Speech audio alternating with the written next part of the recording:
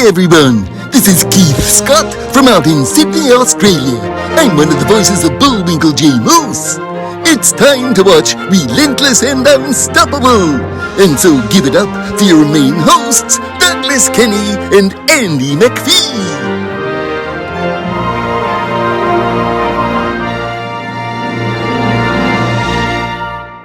Yeah, for sure. So how did you meet Andy for the first time? I was lucky enough to attend one of Andy's workshops. I went at the time, my agent at the time was based in Adelaide, and I hadn't really been to Adelaide too much, but they were offering a weekend workshop with Andy. And I thought, you know what? Part of this encouragement of myself, of my own career, has involved little trips here and there. I did a little overseas trip for myself last year.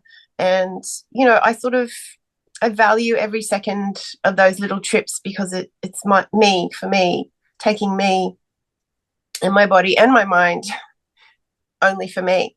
So I went to Adelaide to Andy's weekend workshop and, I guess it changed my life. Thanks, Andy. Because look where I am now. I'm talking to Doug. I get to meet Doug and have a beautiful chat. His workshop was, I've done many, many acting workshops. I've done kind of every short course known to man in every, school. Andy's was a bit different because I found it was parallel to life. It was about how you live your life as well as how you approach an acting role. And I found that really invaluable. And I found his honesty confronting at times, but also welcomed, because that's what you got to do as a good actor, is be honest and, have the things going in your mind that then allow you the freedom to improvise, like we were talking before, and react to situations that you don't expect because you're already in the flow of things. And that's why I love acting. One of the reasons is because you can do that in real life. You can have good thoughts about what you want to achieve and write them down and then forget about it. But if it's in your subconscious, it's going to come out somehow. And that's exactly the same when you have a character. You've got to build the world, think about stuff, and then kind of put it aside and just get on with stuff, and then think, well, they're already there. That's why. And Andy is just also, apart from that weekend, the way he nurtures his students is, I've never, ever met anyone as generous and, wanting to give their time and support actors, the forums that he's created, and the fact that I'm sitting here talking to you is thanks to him. So, yeah, and I have many, many little things going in my head about achieving stuff, doing the work, the 1%. If you think you can't do it, then think again. Just do 1% of it and you'll be surprised suddenly you've done 50% and you're on the way. Yeah, I know what you mean. Andy showing up in my life was tremendous. I think you know already, but I used to be incredibly overweight. I was under addiction, soda, and weight gain and all that growing up, and ballooned up to like 320 pounds max, and I'm now down to 180 something as of now. It's just 5 years ago almost is when on March 6th of 2020 is when I finally took advice that Andy gave me many years before and just stopped drinking soda. I dumped it all down the sink just because I didn't want it anymore, knowing that I was going to do my body harm if I kept drinking it or possibly die young. It was just, Yeah. I first met Andy in 2013. He was coaching my brother at the time because of my brother's dabbling into acting. but I actually knew about Andy from when I lived in Colorado, just because he had some connections there, and he was coaching some young kids in the Estes area, usually through Zoom and Skype from his place in LA and or Australia, but he was coaching a classmate of mine, Kassidy Glassman. She's now married and is now Kassidy Goodwin. But I was doing a project with her in science class, it was in, oh, it was in fifth grade. And by that point, I had heard Andy's name mentioned many times.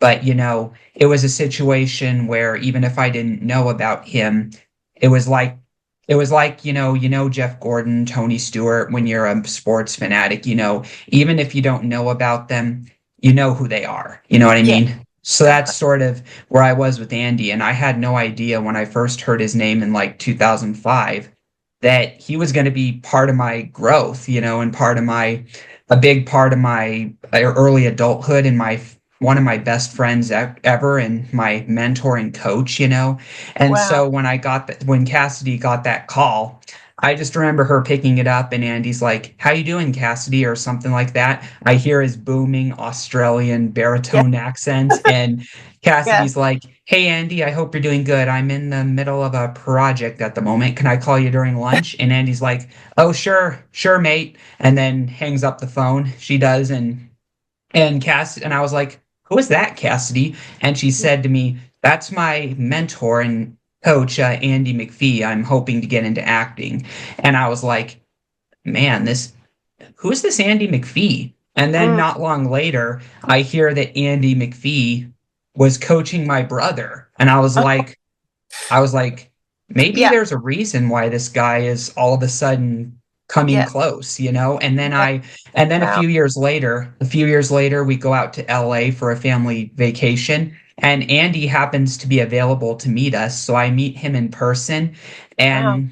and I just remember meeting him, and Andy looked at me, saw how morbidly obese I was for my age, because I was 15 and I was already over 250 pounds. And Andy said to me, he Wow. said, I mean, he didn't know me quite yet as much as Harrison, but he looked at me straight up and told me the harsh truth. He said, "You're going to have a heart attack, Douglas, if you keep drinking all that soda that you're drinking." Because if I remember right, I had like a 2-liter bottle in my hand that I was drinking, and he could see that that was a source of health issues. That Yeah. advice he gave me, I didn't take it right away, even though I knew deep down he was right.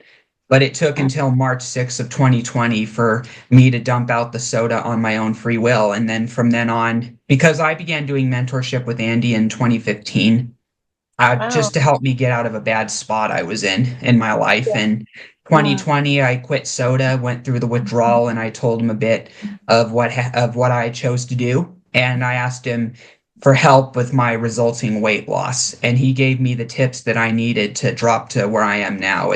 I dropped most of the weight within the first year, but then came the hard part, which was the plateaus and all the ones you have to break through. It's sometimes like hitting a wall and yeah. going through it, and then every other plateau wall or whatever is harder the more you hit. You know what I mean? It was like Yeah. that.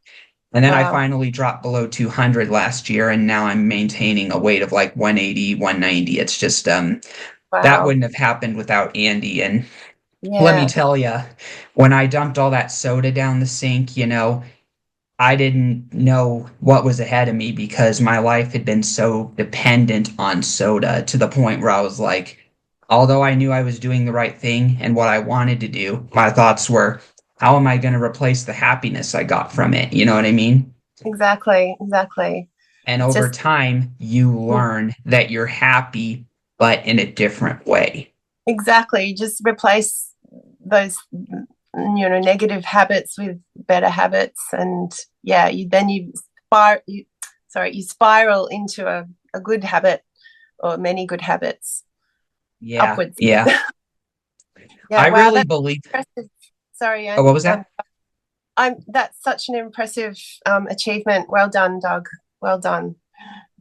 Thank you. Thank you. It's basically the best achievement I've ever probably given, was quitting that Yeah, addiction because if I didn't, I'd probably be bigger or probably dead at this point.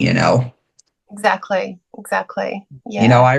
I really think soda will eventually be considered its own drug. It's just so Yeah, bad for you and damages the body, you know.